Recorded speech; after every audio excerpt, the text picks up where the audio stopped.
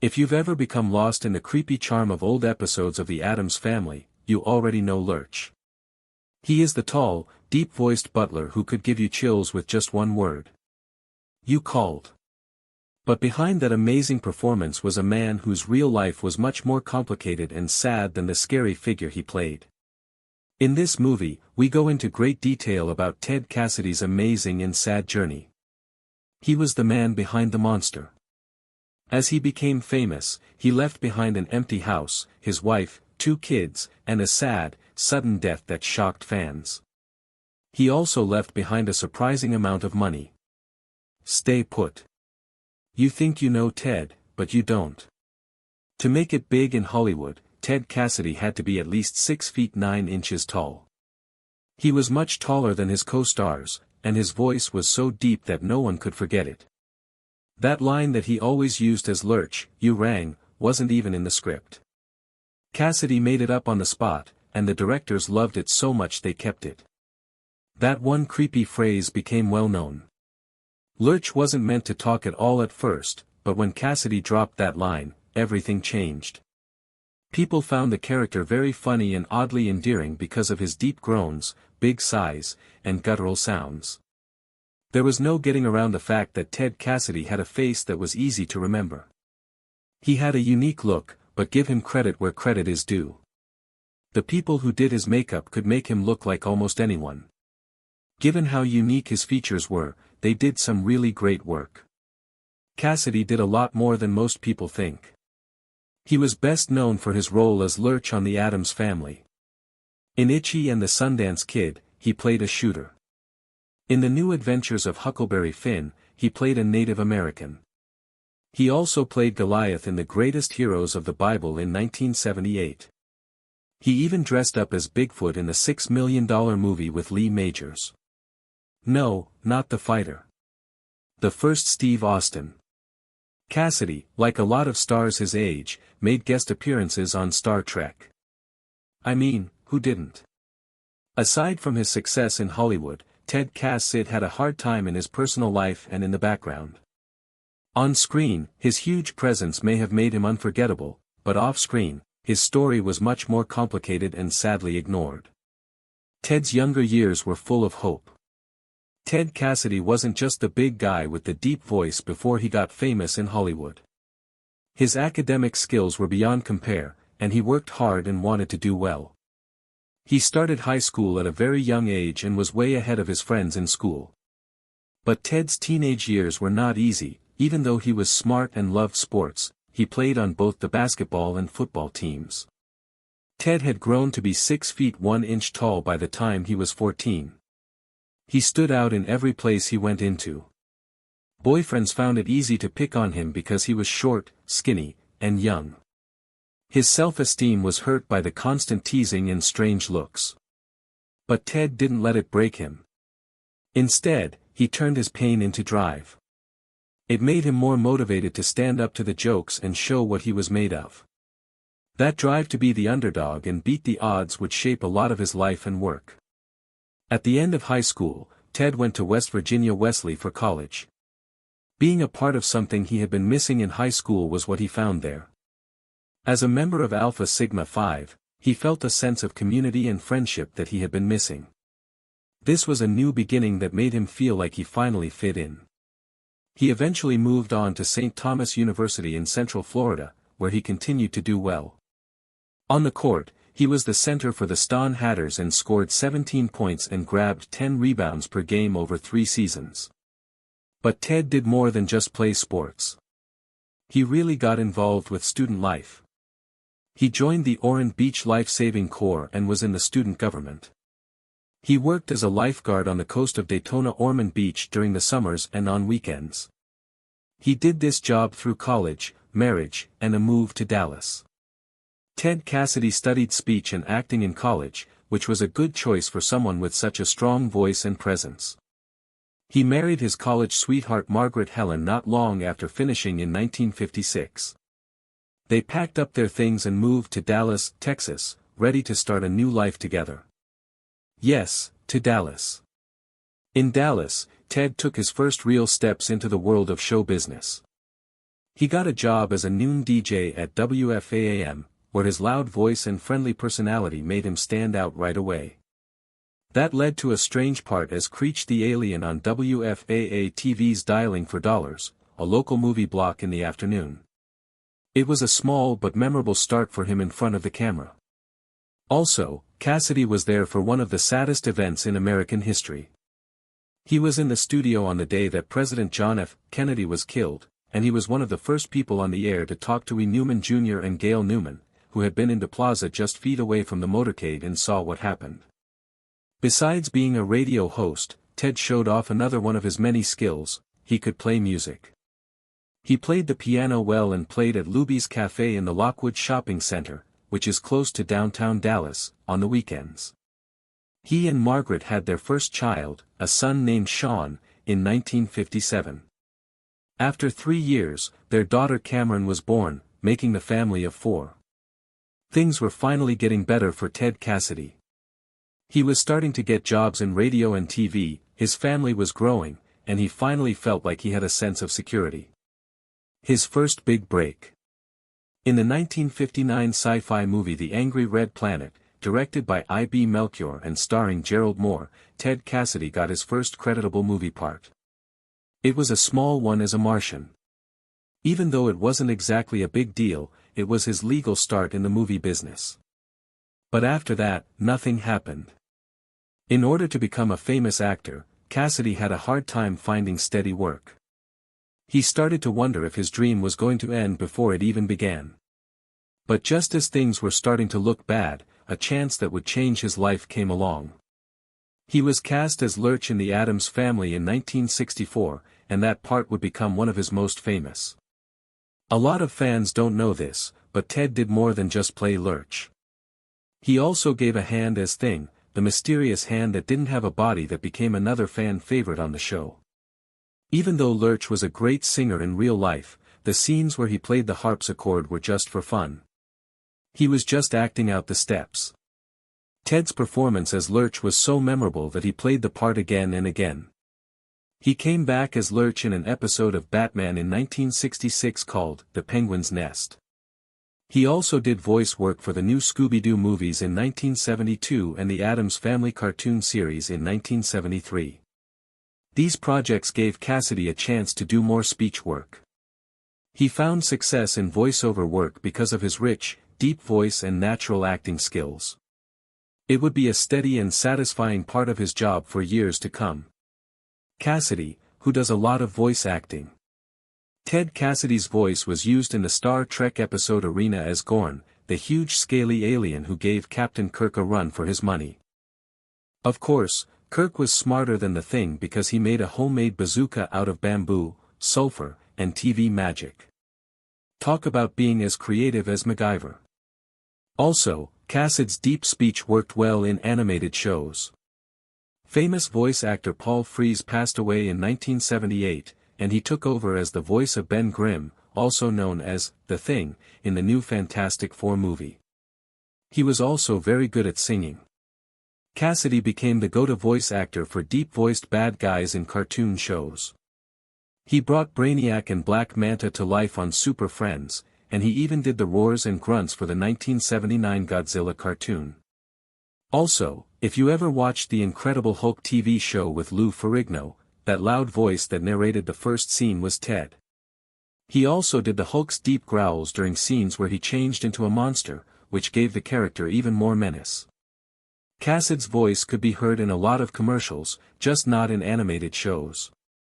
This showed that his range and popularity went far beyond the screen. His strong, authoritative voice made him stand out, whether he was talking about science fiction, superheroes, or selling something. It was frustrating and easy to forget. Ted Cassidy's huge height was both a blessing and a curse for him all his life. In some ways, it helped him get parts that people will remember. On the other hand, it put him in a very small part of Hollywood. His job was very important to him, but no matter how hard he worked, he was always cast as the monster, the freak, or the giant. He once said that he knew why most people would always think of him as Lurch from the Addams Family, but that wasn't what he wanted. He didn't really dislike the part. He knew he had a lot more to give. One time, he even said that he wasn't very proud of any of the parts he'd played. He was always looking forward to the one important role that would finally let him show all of his skills. But the people who cast him kept giving him the same kinds of parts. It was big, quiet, and scary, and it got to him. It made me remember how painful it was to be picked on in high school because of how I looked. That time, he was a smart, young kid who was already over 6 feet tall at age 14. He felt like he was being picked on all over again in Hollywood. This time, though, it was behind job ads and common character traits. Even though he was making good money and had a steady job, Ted couldn't get rid of the feeling that he was being treated more like a show than a real actor. Ted Cassidy was honest about being judged by the way he looked. He talked about this in an interview in 1978. "They always make guys like me look like the big dumb Galuda, the jerk who doesn't know anything and trips over himself. We're so stupid, all of us big men. You end up scratching your head a lot, wondering where all your marbles went." Many of the roles he played, like Butch Cassidy and the Sundance Kid, Star Trek, The New Adventures of Huckleberry Finn, and of course The Addams Family, were flat because of his big body and deep voice. This was also true of his voice acting, where he was often cast in similar roles like the Thing in Hanna-Barbera's The Fantastic Four. He was upset and said in the same interview, "I used to think that's how it was, and I would do it, but I won't do it anymore." Unfortunately, this typecasting made it very hard for him to get roles, so he had to rely on friends and coworkers who were willing to give him a chance at more varied roles. He said, "Those were the people willing to put you to work so you don't end up on welfare." It was a harsh reality for a man of his talent. He had a condition called acromegaly, which was caused by too much of a growth hormone called somatropin. Other famous people with this condition include actor Richard Kiel and wrestler Andre the Giant. Because of this condition, he was very tall and had bigger than normal hands, feet, and face.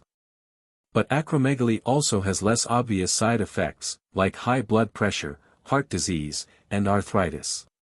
These effects, especially arthritis, may have played a part in how Cassidy portrayed Lurch with his slow, lumbering gait. During the making of Mary Shelley's Frankenstein, chemist and science communicator Catherine Harrop notes that many actors who played characters like Frankenstein's monster, like Lurch, had acromegaly. She suggests that Cassidy's unique, awkward walk may have been caused by the arthritis that often goes along with the condition, but that's only part of the story. The Milpitas Beat wrote about the biggest gathering of people with acromegaly ever, where many talked about how the condition affected them both physically and emotionally. Jill Sisko, president of the acromegaly community, said that as the bones continue to grow, it can become hard to recognize oneself in the mirror, which can make people feel alone and make them not want to go out in public. The emotional effects of having acromegaly can be just as bad as the physical ones. Ted Cassidy's acting career was supposed to be a midlife reboot that didn't go as planned. Ted Cassidy didn't say much, but when he did, especially about his job, he didn't hold back. He talked about his anger in an interview in 1978, "You end up never leading anyone to anything. You end up holding people while the boss hits them in the face." For Cassidy, acting wasn't just a job, it was a second chance, a time to start over in middle age to find something that made him happy. Before he became an actor, Cassidy was very into basketball.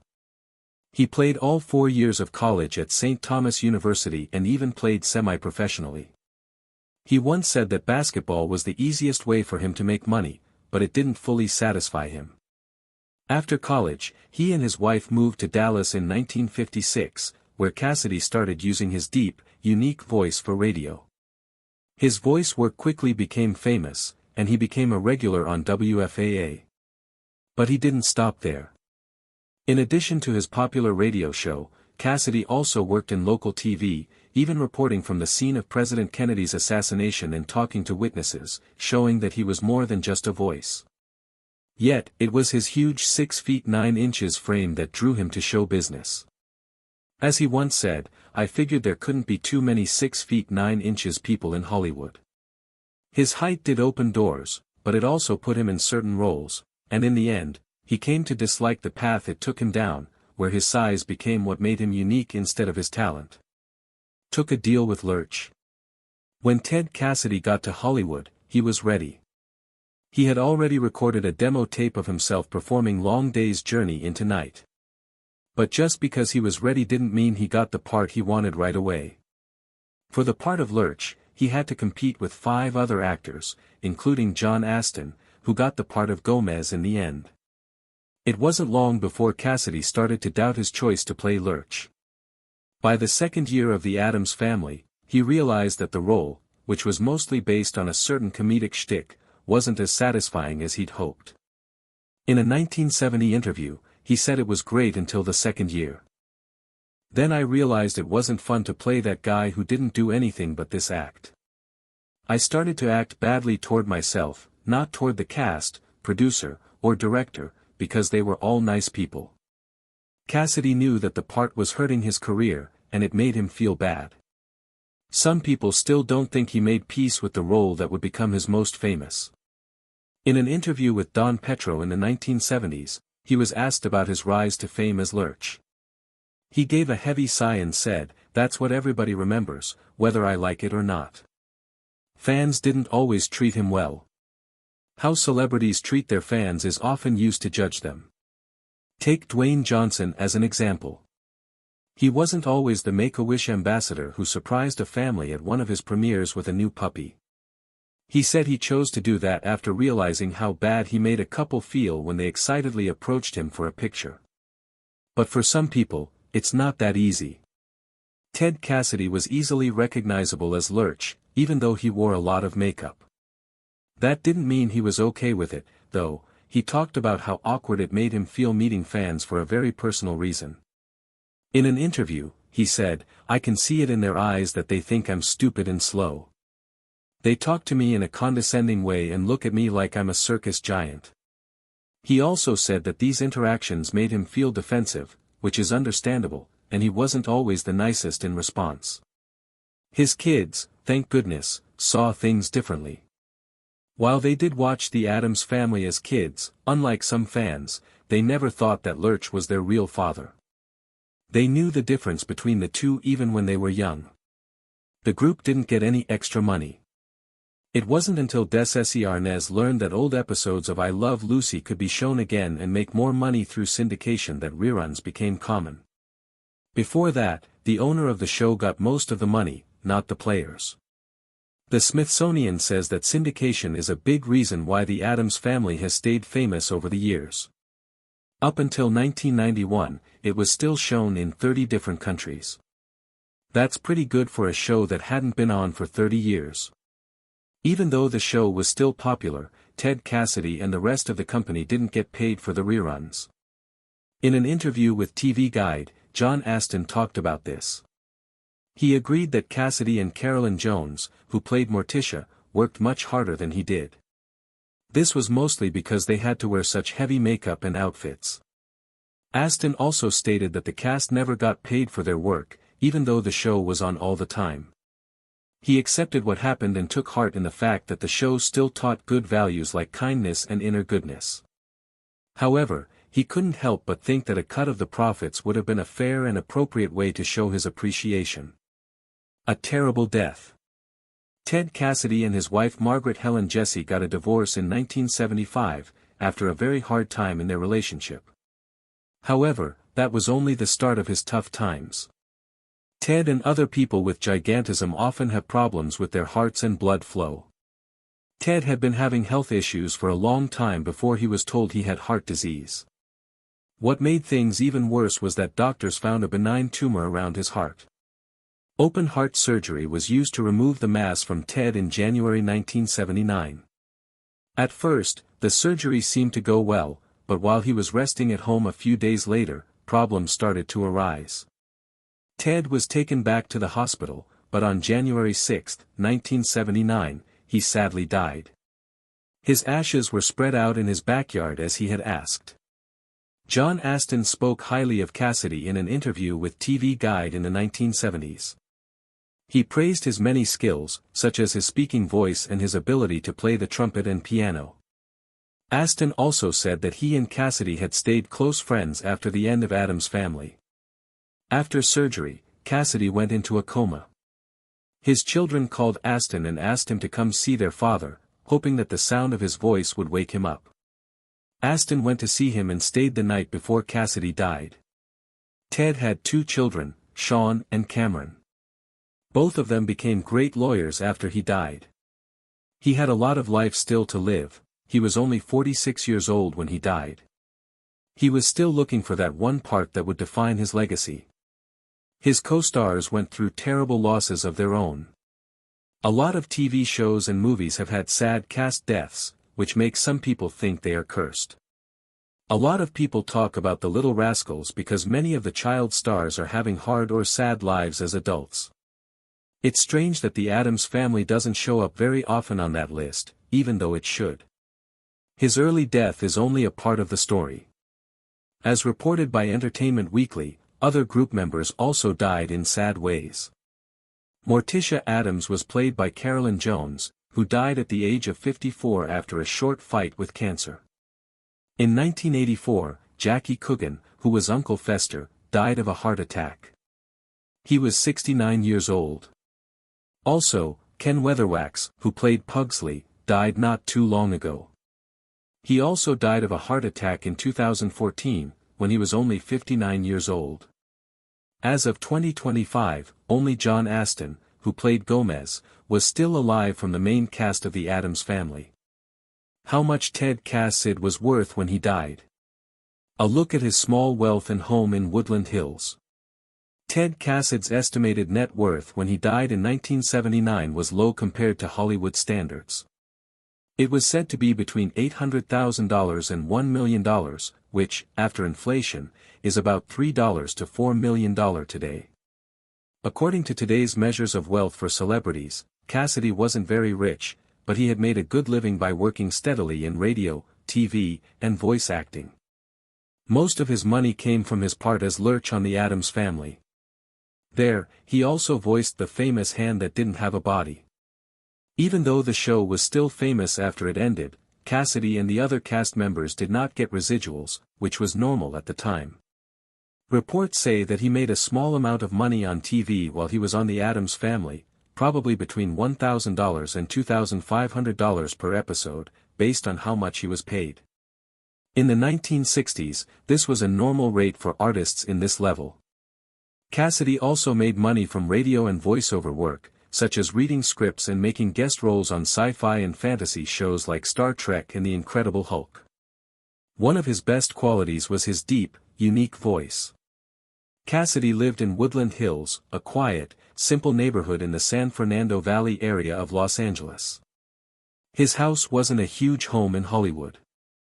Instead, it showed that he lived a more stable life. The house was in the ranch style and was built in the mid-1960s. It had a wide front yard, straight lines, and warm wood accents. With mature trees all around and a private garden in the back, it was a quiet place to get away from the attention. Cassidy was said to have liked gardening and spending a lot of time outside. When he died, his fortune, which included the house, went to his 2 children, Shaw and Cameron. Both of them went on to become lawyers. Even though Ted Cassidy never got as rich as some of his peers, he left behind a lot more than just money. He left behind ability, presence, and a character that people still talk about decades later. Even though he may not have found the job satisfaction he was looking for, he will always be remembered by his many friends. If Ted Cassidy had lived longer, what do you think he would have done? Just write your thoughts in the box below. Like, subscribe, and click the bell if you liked this movie. You can see more in-depth looks into the lives of other actors you love. Have a nice trip. See.